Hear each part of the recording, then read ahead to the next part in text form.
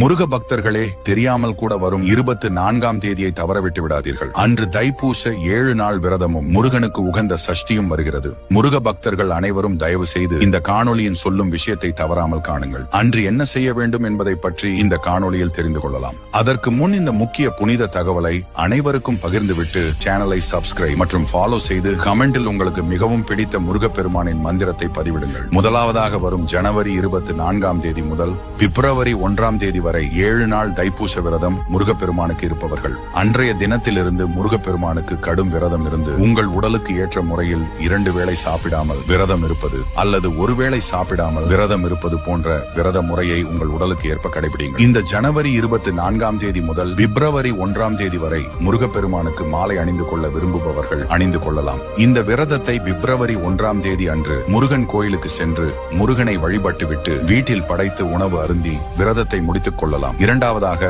அன்றைய தினத்தில் வரும் சஷ்டி அன்று முருகப்பெருமானுக்கு ஒரு நாள் விரதம் இருந்து முருகப்பெருமானுக்கு மிகவும் பிடித்தமான கோதுமை பாயாசம் செய்து மாவிளக்கு ஏற்றி வழிபட வேண்டும். உங்களால் முடிந்தால் அன்று பசியில் தவிப்பவர்களுக்கு உணவு வாங்கி கொடுங்கள். அப்படி செய்வதனால் நம் வாழ்வில் தீராத செல்வமும் நோயெல்லா வாழ்வும் கிடைக்கும். மறக்காமல் இந்த காணொளியில் சொல்லும் வழிபாட்டினை செய்யுங்கள். உங்களுக்கு இந்த காணொளி பயனுள்ளதாக இருக்கும் என்று நம்புகிறேன். இந்த புனித தகவலை அனைவருக்கும் பகிருங்கள். ஒரு நல்ல விஷயத்தை அனைவரும் தெரிந்து கொள்ளட்டும். Download ShareChat.